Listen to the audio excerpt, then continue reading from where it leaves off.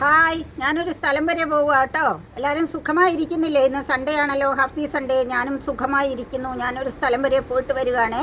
ഇപ്പോൾ സമയം 5 മണിയാകാറായി. ഈ സമയത്ത് എങ്ങോട്ടാണെന്ന് അറിയണ്ടേ? ഒരു സിനിമയിൽ പറയുന്നുണ്ടല്ലോ, നീ ആരാണെന്ന് നിനക്കറിയത്തില്ലെങ്കിൽ നീ എന്നോട് ചോദിക്കുക, അപ്പം നീ ആരാണെന്ന് ഞാൻ പറഞ്ഞു തരാമെന്ന് പറയുന്ന പോലെ, ഞാൻ എവിടെ പോകുകയെന്ന് നിങ്ങൾക്കറിയണമെങ്കിൽ നിങ്ങൾ എന്നോട് ചോദിക്കുക, ഞാൻ പറഞ്ഞു തരാം ഞാൻ എവിടെ പോവുകയാണെന്ന്. കേട്ടോ? എന്താണെന്നറിയാമോ? ഞാനൊരു എഡിറ്റിംഗ് ഗുരുവിനെ തേടി പോവുക. ഞാൻ വീഡിയോ ഷൂട്ട് ചെയ്യുന്നതും എഡിറ്റ് ചെയ്യുന്നതും അപ്ലോഡ് ചെയ്യുന്നതെല്ലാം ഒറ്റയ്ക്കാണ്. അപ്പോൾ ഞാൻ ഫോണിലെ ഇൻഷോട്ട് എന്ന ആപ്പിലാണ് എൻ്റെ വീഡിയോ എഡിറ്റ് ചെയ്യുന്നത്. അതിൻ്റെ മോളെന്നെ പഠിപ്പിച്ചതാണ്. അപ്പോൾ എനിക്ക് യൂട്യൂബ് അക്കൗണ്ട് തുടങ്ങി തന്ന ഒരാളുണ്ട്, ആദ്യത്തെ ഗുരു. ആ ഗുരുവിൻ്റെ അടുത്തേക്ക് തന്നെ പോയിട്ട് വീണ്ടും എഡിറ്റിങ്ങിൽ കുറച്ചുകൂടെ ഭംഗി കൂട്ടി ചെയ്യാൻ പറ്റുമോ എന്നുള്ള കുറച്ച് ടെക്നിക്സ് പഠിക്കാൻ വേണ്ടി, കുറച്ച് ടിപ്സ് പഠിക്കാൻ വേണ്ടി പോവുകയാണ്. അപ്പോൾ പഠന ഉപകരണങ്ങളാണ് ഒരു ഡയറി ഉണ്ട്. ഇതിലാണ് ഞാൻ വീഡിയോ എഡിറ്റ് ചെയ്യുന്നത് എങ്ങനെയാണെന്ന് എഴുതി വെച്ച് പഠിച്ചതാണ് കേട്ടോ, ഈ 60-ാം വയസ്സിൽ. അപ്പോൾ ഞാൻ ഇതിലേക്ക് ബാക്കിയും കൂടെ എഴുതി വെക്കണം. കണ്ണട വയ്ക്കാതെ പറ്റില്ലല്ലോ, ഫോണിലെ ചെറിയ അക്ഷരമൊക്കെ കാണണ്ടേ, പ്രായമായില്ലേ. അപ്പോൾ കണ്ണട എടുത്തിട്ടുണ്ട്. ഫോണിൽ നോക്കിയാലല്ലേ ഇൻഷോട്ടിൽ നിന്ന് പഠിക്കാൻ പറ്റുള്ളൂ. അതുകൊണ്ട് ഫോൺ എടുത്തിട്ടുണ്ട്. അങ്ങനെ പഠനോപകരണങ്ങളും ഒക്കെയായി ഞാനൊന്ന് പോയിട്ട് വരാം കേട്ടോ. ഇതിൻ്റെ കൂടി ഒരു കഥയും കൂടെ പറയാം. നമ്മുടെ VT ഭട്ടതിരിപ്പാട് എന്ന പ്രശസ്ത സാഹിത്യകാരൻ അദ്ദേഹത്തിൻ്റെ ആത്മകഥയിൽ പറയുന്നുണ്ട്, അദ്ദേഹം പഠിക്കാൻ പോയ കാലത്ത് ഗുരുവിനെ കൊഞ്ഞനം കുത്തി കാട്ടുകയും ഗുരു ശിക്ഷിക്കുകയും പഠനം ഉഴപ്പി നിൽക്കുകയൊക്കെ ചെയ്തു കഴിഞ്ഞേച്ച് കുറേ കാലങ്ങൾക്ക് ശേഷം അദ്ദേഹം ഒരു തീയാടി പെൺകുട്ടിയിൽ നിന്നാണ് വിദ്യ അഭ്യസിച്ചത് എന്ന്. അതുപോലെ വിദ്യ അഭ്യസിക്കുന്നതിന് ഒരു പ്രായപരിധിയില്ലല്ലോ. നമ്മൾ മരിക്കും വരെ നമ്മളുടെ ബുദ്ധിയും ബോധവും ഒക്കെ ഉണർവോടെ ഇരിക്കുന്നത് വരെ നമുക്ക് പുതിയ കാര്യങ്ങൾ പഠിക്കാമല്ലോ. അങ്ങനെ ഞാൻ ഈ 60-ാം വയസ്സിൽ ചില പുതിയ കാര്യങ്ങൾ പഠിക്കാൻ പോവുകയാണ് കേട്ടോ. ഇനി അവിടെ ചെന്നിട്ട് എൻ്റെ ചാനൽ തുടങ്ങി തന്ന ഗുരുവിനെയും അതുപോലെ തന്നെ എഡിറ്റിംഗ് മികവുറ്റതാക്കാൻ സഹായിക്കുന്ന ആ ഗുരു ആരാണെന്ന് ഇതിപ്പോൾ സസ്പെൻസിലിരിക്കട്ടെ. ഞാൻ അവിടെ ചെന്ന് കഴിഞ്ഞ് സസ്പെൻസ് പൊളിക്കാൻ നിങ്ങളെ കൂടെ കാണിച്ചു തരാം കേട്ടോ. ഓക്കെ, ഇപ്പം എൻ്റെ കൂടെ വന്നാൽ എഡിറ്റിംഗ് പഠിക്കാം. പ്രായമായി എന്നൊന്നും ആരും വിചാരിക്കേണ്ട. പുതിയ ചാനൽ തുടങ്ങാം. അനന്ത സാധ്യതകളാണ് ഇപ്പോഴുള്ളത്. സോഷ്യൽ മീഡിയയിലാണ് എല്ലാവരും അല്ലേ. ഇതൊരു നമ്മളുടെ കയ്യിൽ അനന്ത സാധ്യതകളുള്ള ഒരു പ്ലാറ്റ്ഫോമാണ്. അപ്പോൾ എൻ്റെ കൂടെ പോന്നാൽ ഞാൻ വീഡിയോ ഷൂട്ട് ചെയ്യാൻ പഠിപ്പിക്കാം, ക്യാമറ ഫേസ് ചെയ്ത് സംസാരിക്കാൻ, കോൺഫിഡൻസോടെ സംസാരിക്കാൻ പഠിപ്പിക്കാം, ചെറിയ രീതിയിലുള്ള എഡിറ്റിംഗ് പഠിപ്പിക്കാം. പോരുന്നോ? ഞാൻ പോയിട്ട് വരട്ടെ. ഇപ്പം തന്നെ സമയം ലേറ്റായി. ഞാൻ 4:30 ചെല്ലാമെന്ന് പറഞ്ഞത് 5 മണിയായി. 1 മണിക്കൂർ പഠിച്ചിട്ട് ഞാൻ തിരിച്ചു വരും. അപ്പോൾ ഓക്കെ. സജീഷ് സാറേ, എനിക്ക് ചാനൽ തുടങ്ങി തന്നെ ഓർക്കുന്നുണ്ടോ? ഏത് വർഷമാണ് ഓർമ്മയൊന്ന് പരീക്ഷിക്കട്ടെ. 21 മാർച്ചില് 21 മാർച്ചില് സജീഷ് സാർ തുടങ്ങി തന്നു. ജോബിൻ സാർ സപ്പോർട്ട് ചെയ്തു.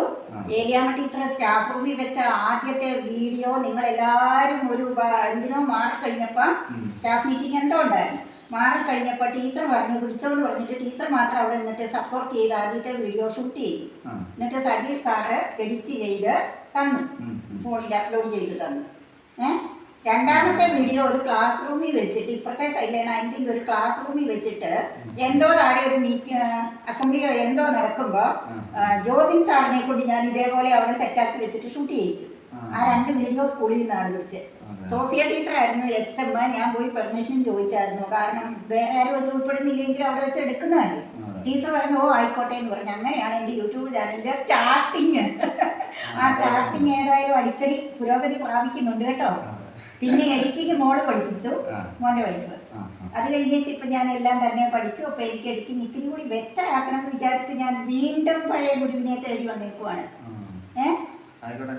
അപ്പൊ നമുക്ക് അറിയാവുന്ന പോലെ ഇച്ചിരി ബെറ്റർ ആക്കി എടുക്കാം അല്ലേ, കുറച്ചുകൂടെ ഭംഗിയാക്കി അടിപൊളിയായി ഇരിക്കട്ടെ, കാണാനും ഒക്കെ ഇടയാകട്ടെ.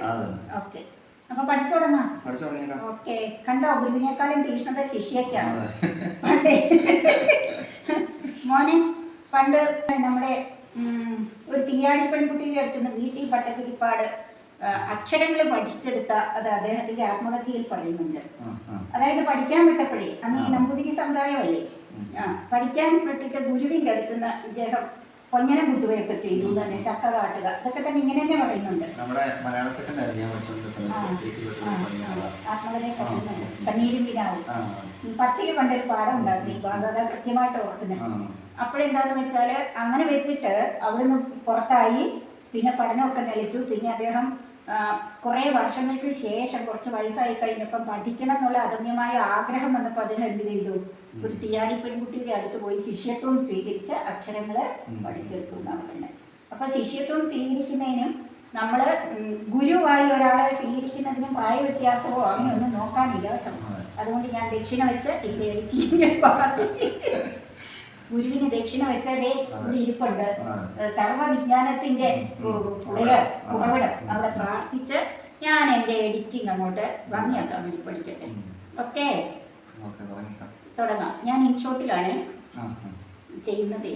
അപ്പം സാറത്തിൻ്റെ ബാക്കി കാര്യങ്ങളൊന്ന് പറഞ്ഞു തന്നാൽ മതി കേട്ടോ. അങ്ങനെ എഡിറ്റിങ് കുറച്ച് ഇഫക്റ്റൊക്കെ ചേർത്ത്, ഇഫക്റ്റൊക്കെ ചേർത്ത് ചെയ്യാൻ വേണ്ടി ഞാനങ്ങനെ കുറച്ച് പോയിന്റ്സ് ഒക്കെ പഠിച്ചെടുത്തു. എത്രത്തോളം അത് ഇഫക്റ്റീവായിട്ട് പ്രയോഗിക്കാൻ പറ്റുമെന്ന് അറിയത്തില്ല. ഇനി വീഡിയോ അപ്ലോഡ് ചെയ്യുമ്പോൾ ഞാനതൊക്കെ ഒന്ന് പ്രയോഗിച്ച് നോക്കട്ടെ. തമ്പനെയിൽ കൂടുതൽ മെച്ചപ്പെടുത്താനും വീഡിയോസ് എഡിറ്റ് ചെയ്തിടുമ്പോൾ കൂടുതൽ മെച്ചപ്പെടുത്താനൊക്കെ ഒന്ന് പഠിച്ചെടുത്തിട്ടുണ്ട് കേട്ടോ. അപ്പോൾ ഏത് പ്രായത്തിലും ആർക്കും വേണമെങ്കിൽ ഇതൊക്കെ പഠിച്ചെടുക്കാവേ. ഒട്ടും മടിച്ചു നിൽക്കണ്ട, കടന്നു വരൂ. നമ്മൾ ന്യൂ ജെൻ പിള്ളേരോടാണ് മത്സരിക്കുന്നത്. പിടിച്ചു നിൽക്കണം. AI യുഗമാണ്. അവർ നമ്മളെ മാറ്റി നിർത്താൻ പാടില്ല. അതുകൊണ്ട് നമ്മൾക്ക് അവരുടെ ഒപ്പം കൂടാം.